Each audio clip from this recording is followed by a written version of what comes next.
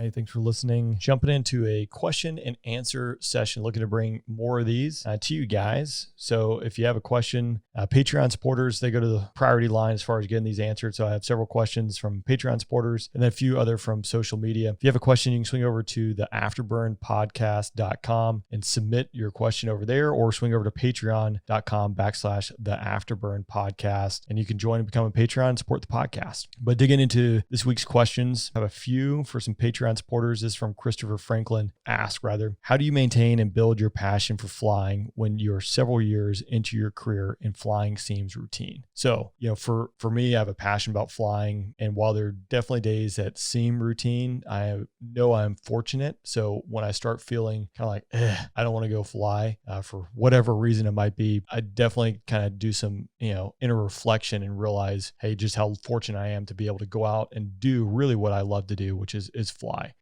And for me, I'm fortunate that there's enough variety in what I do that it doesn't really seem routine, and it's always changing. I can definitely see that if you're flying the same route or doing the same mission every single day, where that can get boring. And I'll be honest, I've absolutely been there. And again, I try to do that inner reflection, realize that there are a lot of people who will never have the opportunities to do what I've done and what I get to do on a daily basis. So I'm fortunate, and I'm very thankful for that. So definitely a lot of inner reflection, and stop poor pitiful me there. And then his second question is, how do you make sure you keep learning and improving? So this definitely also helps that routine portion, because there's no such thing as a perfect sortie, and you're always learning no matter what. From day one of pilot training, they'll tell you there's no such thing as a perfect sortie, and you're always learning. And I definitely test. There's no way to know it all, and there's no way to be perfect at all of it. While you hone one skill or get really good at one aspect of whatever aircraft you're flying, there's definitely some kind of skill set or some piece of knowledge that's dropping off. The iceberg is only so big. You can only fit so many penguins on it. My iceberg might be a ice cube compared to some people, but for me, I'm always trying to learn. I'm always trying to improve. I'm always trying to get better. And the thing I really enjoy personally is, anytime I'm learning a new aircraft or learning a new thing, I fully now recognize, as many planes that I've flown, just what little essay I have to start with. I'm just focused on starting the plane or taxiing out in a new environment. But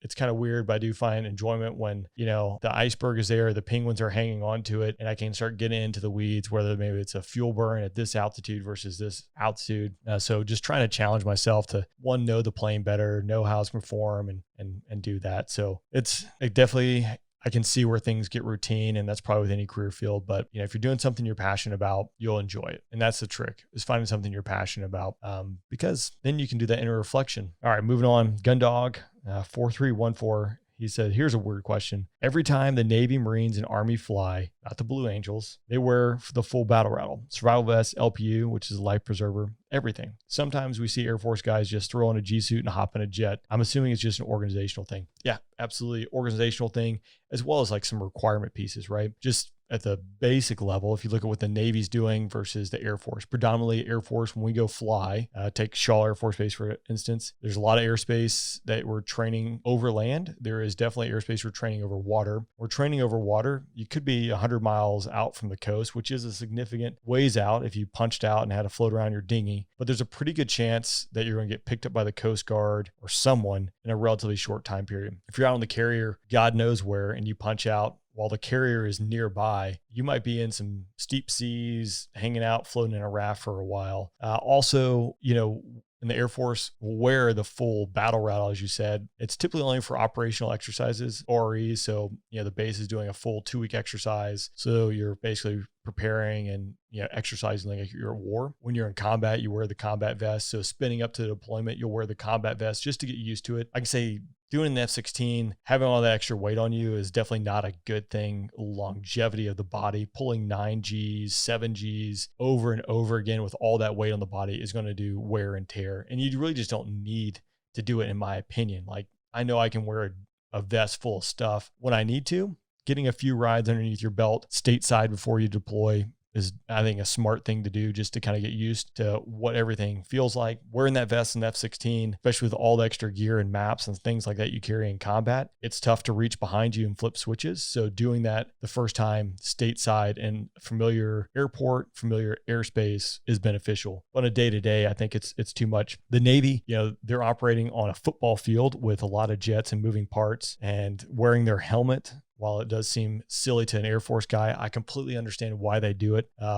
It's a dangerous environment. So if you get hit with a flight control surface that's moving, that's operating under thousands of PSI, if you live through it and don't lose a limb, having a helmet on definitely increases your chances of minimizing the injury or surviving from it. Air Force, we have bump caps. I have seen my fair share of people slicing their heads open, getting hit, getting knocked out by flight controls, or just doing a pre-flight, walk around and bump their head up against a flight control surface that just happens to be sharp. So it's a dangerous environment you're operating in. So there's a lot of reasons why they do that and why we don't do it. Rob Jones asked, what was my favorite aircraft growing up? Easy. That was a P-51. If you don't love the P-51, then you're not an American. So definitely love the Mustang. Hopefully get to fly that one day. That'd be pretty cool. All right. Digging into a couple other questions on social media.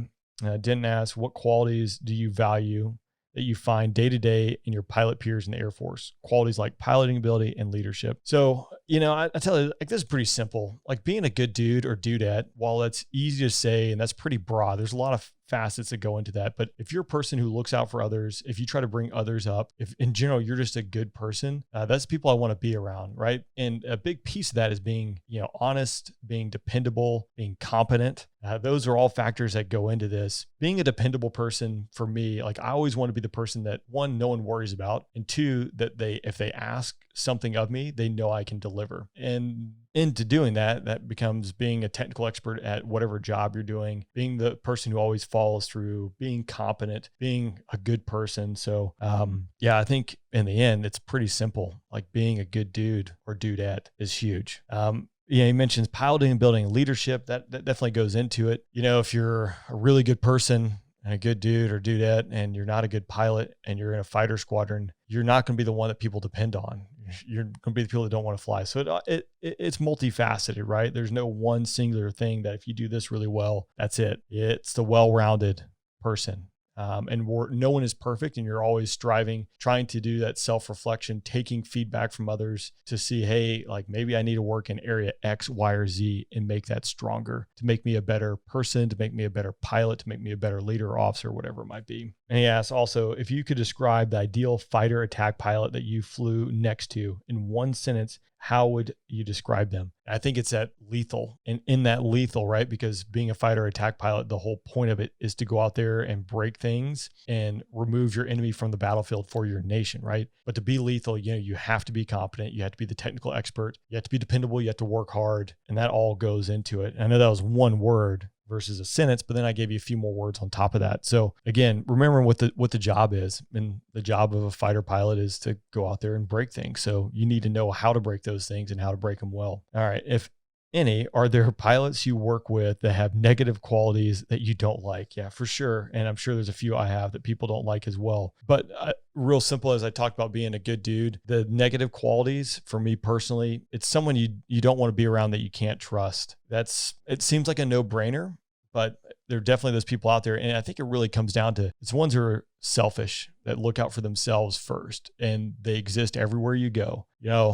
I'm sure I'm absolutely guilty of poor qualities for sure. I always try to bring others up. I think I've done a decent job at that. I'm always trying to improve, but I know by doing that, one, I'm not only going to become stronger, but the team is going to become stronger in itself. So just realizing that you're greater than, especially when you're in the airport, you're greater than, it's a greater cause than just you. So you have to be willing to sacrifice, and you have to be willing to look out for others, and maybe you pass up an opportunity in order to afford someone else an opportunity. This is getting into the last question, and this is regarding episode 23. Sorry, this is Mezzer's mishap. And this comes all the way from Ontario. So friends up north, thanks for listening. This is from Andrew. And so it's a quick question regarding mishap on episode 23. You mentioned a controlled ejection was potentially an option for this incident. Just wondering what that would look like. Would that be done over a certain patch of dry, uninhabited land or rescue crews at the ready over the base? what altitude, etc. So yeah, absolutely. And actually just recorded an episode, which will be out. Yeah, episode 24 should be out before this is out. And that's with Bender. And we actually kind of dig into the episode with a little bit more context, not necessarily talking about the ejection in too much detail, but a controlled ejection was absolutely an option here. And in fact, the Accident Investigation Board, they faulted the supervisor of flying for not doing a conference hotel call, which is calling Lockheed Martin. Again, Bender and I talk a good bit of why those guys didn't make that phone call. And I don't fault them. I think if I was in their position, I would have done the same thing. But the engineers at Lockheed, based on Mezzer's configuration or unknown configuration, would have recommended a controlled ejection. So a controlled ejection is going to be a min altitude of 2,000 feet AGL. And at Shaw Air Force Base, there's Poinsett Range, which is about 5 miles south of the field. And it's a postage stamp as far as an F-16 is concerned, but it's relatively uninhabited. It's where our bombing range is. It's about 10 nautical miles wide by probably 15 nautical miles long. And you'd go out there, you'd flow south, which again is pointing towards more nothingness. You'd be above 2,000 feet and you pull the ejection handle and go. It would probably still take a little bit of time for rescue crews to get you, but in Mezzer's situation, they would start notifying local authorities. They probably have had a helicopter launch and just start moving things that direction where it had been a faster response as far as that goes. Different bases. All bases have a controlled ejection procedure. So it's going to be flying on a heading over this spot at this altitude to eject. Depending on how much time and gas you have is going to afford you the opportunity to prepare a little bit more for it. In Mezzer's case, this one, again, this is not the armchair quarterback it. A controlled ejection most likely would have resulted in him living. So his seat failed. And what failed on that seat was the fact that he didn't get automatic man seat separation. He didn't get the parachute to open. There's an override handle that you can pull. The Accident Investigation Board, again, cited an incident from a Tulsa instructor pilot back in 2014. He ejected at altitude. He recognized his chute didn't open. He pulled the handle. It took him about 5 seconds to recognize that, pull the handle, and get a good chute. Mezzer, they did the study. They said he'd had 3.67 seconds to pull the handle. And Bender and I talked about this in the episode. And I think there's not a single fighter pilot that would have said, "Oh yeah, I would have pulled that handle." Right, 3.7 or 3.67 seconds from the time you eject, with all the things going on, from the fact that his aircraft was damaged. It's at night.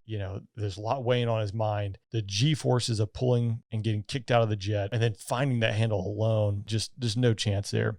So I think in the end, everyone is in agreement. The controlled ejection would have definitely increased his chances of living. How they went down that rabbit hole of, landing the jet versus doing a controlled ejection is something I can completely empathize with, because I think if I had been in the SOF's position or his flight lead's position, probably would have been down that rabbit hole, which again is kind of a scary thing to say and think about and forces some inner reflection as far as just day to day. But yeah, that's a tough one there. So that was a quick hit, just a few questions. Again, if you're looking, have a question answered, you can swing over to afterburnpodcast.com. There's a link to Patreon where if you want to support the podcast, you can do that. Or if you want to send a question over, feel free to do that. Again, Patreon supporters, they get priority as far as the questions being answered. But again, thanks for listening in, and we'll see you next time.